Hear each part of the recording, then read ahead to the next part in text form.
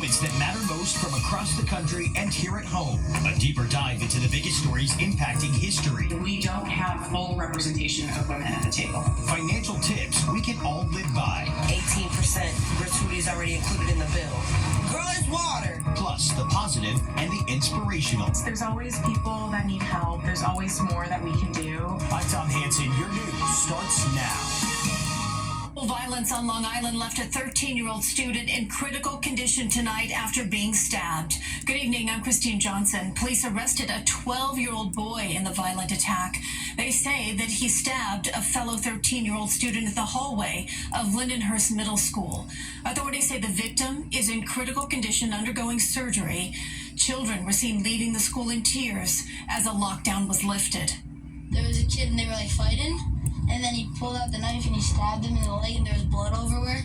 But I just went to class and everybody was screaming, the teachers were running around. One of the teachers had blood all over their pants. It's just sad to me that people do this to other people. Investigators are trying to determine what led to this stabbing. Police say because the suspect is 12, he'll be charged as a juvenile. This would be assault and weapons charges if he was older. The head of the New York City Police Union wages war against what he calls the anti-cop caucus at the City Council, demanding lawmakers stop enacting police reform bills that he says compromise safety. CBS 2 political reporter Marsha Kramer says the move comes as the NYPD faces a staffing crisis. Full transparency! Full transparency is what we need! Demonstrators outside City Hall joining forces with Council Speaker Adrian Adams and other lawmakers demanding a new package of police reform bills, including one that would give the Civilian Complaint Review Board unfettered access to police body-worn camera video. There is clearly a transparency gap regarding body-worn camera footage that requires examination and solutions. The body-worn camera is just one of several measures being sought by progressives in the City Council who are in favor of defunding the cops, even as Mayor Adams and the NYPD are facing a double crisis, rising crime rates and a demoralized police department where cops are quitting in droves. The staffing crisis so severe, the NYPD is 2,500 cops short of its 2019 headcount, and the NYPD reportedly inked a $5 million contract with a Hollywood ad agency to help with recruitment strategies. It also came as Police Benevolent Association President Pat Lynch blamed what he called the anti-cop caucus in the City Council of helping to fuel the exodus of cops. In New York City in 2023, where most felonies remain stubbornly up over the past 2 years, and voters continue to rank crime as their top concern, the NYPD is struggling to keep its head above water, Lynch said in an op-ed essay in the New York Daily News. And its primary brick-throwing opponents are those who are supposed to be helping it stay afloat, the City Council's Committee on Public Safety. At a Public Safety Committee hearing, Michael Clark, the NYPD's Director of Legislative Affairs, said the department is opposed to the body cam legislation. He said some videos, like those of sexual assault victims, are sealed. He said it would violate state law to make them public. It would be an insurmountable obstacle to get CCRB direct access to our body-worn camera system while ensuring that they do not have access to any videos that are required by state law to be kept confidential. Pat Lynch is seeking a moratorium on new reform measures. I'm Marsha Kramer, CBS 2 News. New Jersey's Attorney General announced today that his office is taking control of the day-to-day law enforcement operations of the Paterson Police Department. Effective immediately, my office has assumed control of all law enforcement functions of the Paterson Police Department. Attorney General Matthew Platkin has appointed 25-year NYPD veteran Issa Abbasi to be the officer in charge of the Paterson Police Department. He will take over in May.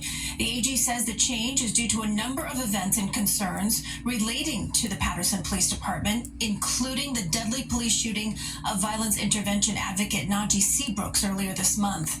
Paterson's mayor says that he looks forward to working with the AG's office to continue to improve the city's police department. 12 people are out of their homes after a fire in West New York, New Jersey this morning. Started around 4 a.m. at a multifamily home on 58th Street. Investigators believe the fire may have started in a garage. One firefighter had a burn injury, another a twisted ankle. Both are expected to be okay.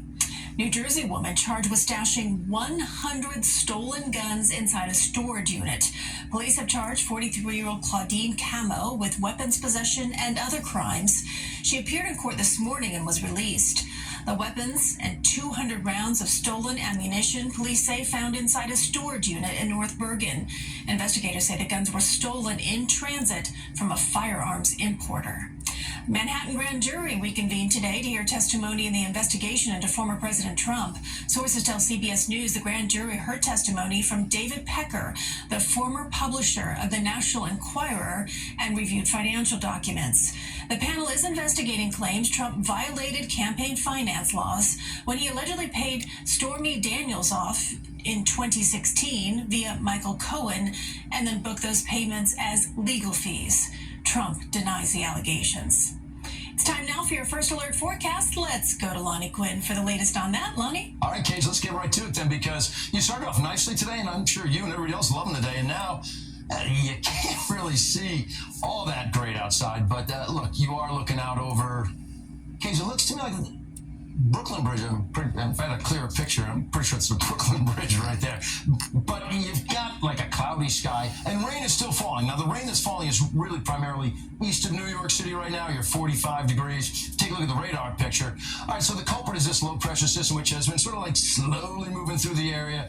We're dry throughout all of New Jersey right now, and then there's the line where the rain is and where the rain isn't. So New York City, you're basically dry. On the eastern side of New York City, you've got rain. There's a couple of stragglers here that will make their way through the area a little bit for tomorrow, but not too much. Decent rain falling around New Haven and in our area in Fairfield County, places like Monroe, Trumbull, and even over towards Stamford and Greenwich, you've got a little bit of rain. And then for Suffolk County, Brookhaven, you're in a little donut hole right now with some light rain on one side of you and light rain on the other side. Maybe a little batch of moderate rain. Not too much to report. For tonight, 41 degrees. You still keep a rain chance in as those batches of rain push through the area. It's all going to taper off sometime around midnight or so. 41. Getting into your day tomorrow, we're talking 52 degrees. I think the second half of the day will have more breaks, so maybe partly sunny by the afternoon. Could still see maybe a stray shower, a little bit of drizzle out there for your day tomorrow. And then as you look at the extended forecast, interesting story on Wednesday, 54, we're looking good. The sun is back. Late Wednesday into early Thursday, there's a front that's going to pass through, kind of uneventfully, but uneventfully in the sense that it could put a little precip down, and some of it may even be like a wet snowflake. High Thursday, 51. Tonight, we're taking a look at a grim statistic in the wake of a deadly mass shooting in Nashville, Tennessee. The shooting killed at least 3 adults and 3 children at an elementary school. According to the Gun Violence Archive, this marks the 129th mass shooting this year, and we're only in the 3rd month of 2023, meaning there has been a mass shooting almost every day and a half. According to the Gun Violence Archive, 9 years ago, there was a total of 273 for the entire year. Now, the shooting that took place today has left yet another community in mourning, as well as another nightmare for the families of the victims. The children are being identified as Evelyn Dykehouse, Hallie Scruggs, and Williams Kenny, all of them 9 years old. The 3 adults who were killed are being identified as Cynthia Peak, Catherine Kuntz, who was the head of the school, and Mike Hill.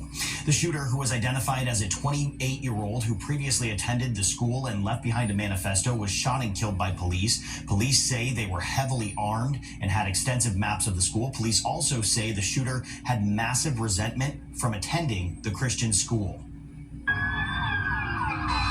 Police rushed the grounds of the Covenant School in Nashville Monday, responding to calls of an active shooter encountering a heavily armed suspect on the 2nd floor. We have identified the suspect right now, tentatively a 28-year-old female. Nashville police say the suspect gained access to the school through a side entrance, carrying 2 assault-style rifles and a handgun. We have 3 adult victims, and we have 3 children who have been identified, and their families have been contacted. I was literally moved to tears to see this and the kids as they were being ushered out of the building. The Covenant School, a private Presbyterian school, has about 200 students from preschool through the 6th grade. The violence comes less than a year after the massacre at Robb Elementary in Uvalde, Texas. It's hard to stop a determined person who's done their homework. Kathy Geider is a former FBI special agent. She came well armed, it appears, so the intention was definitely there, and I think the next question is, how did she get the weapons? Where did she get the weapons? Where did she get the ammunition? Faculty and parents had previously participated in active shooter training at the school. Earlier today, President Biden addressed the shooting. So I call on Congress again to pass my assault weapons ban. It's about time that we begin to make some more progress. Nashville police say the tragedy unfolded over roughly 14 minutes, and they're examining video from the campus. So what should we know when a mass shooting occurs, especially at a school? Well, I'm joined by renowned psychologist Nadine Kaslow. This is the 13th school shooting of 2023. Clearly a heavy psychological impact on so many people watching this unfold. So can you walk us through the psychological effects of school shootings, especially on children? Absolutely. What we know is that school shootings deeply impact the youth, the schools, their families, and all school personnel, but not just those at that school where the shooting is, but nationwide. And these scars last for a long time. And the more of these we have, it's like a collective trauma, and people feel like schools and communities are not safe. Obviously, this is a reality of our country, a grim reality. It's certainly a topic that should be talked about. So how should parents handle this kind of topic with their children as it sadly becomes more and more prevalent each day?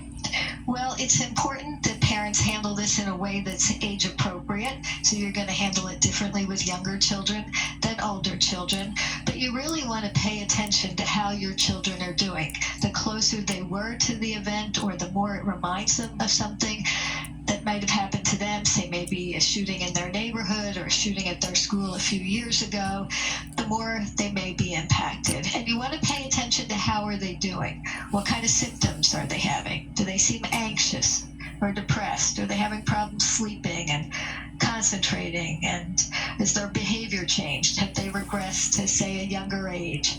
Are they acting out more? And of course, you want to pay attention to whether or not they're having a harder time with friends or at school. You want to listen to them, hear about their reactions, be supportive to them, as comforting as realistic, and you want to protect them from being inundated with the news. Yeah, it's just such an awful, awful situation, but some really helpful advice. We so appreciate your time, Dr. Kaslow. Thank you.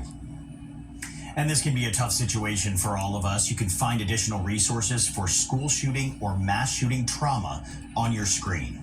We'll be right back.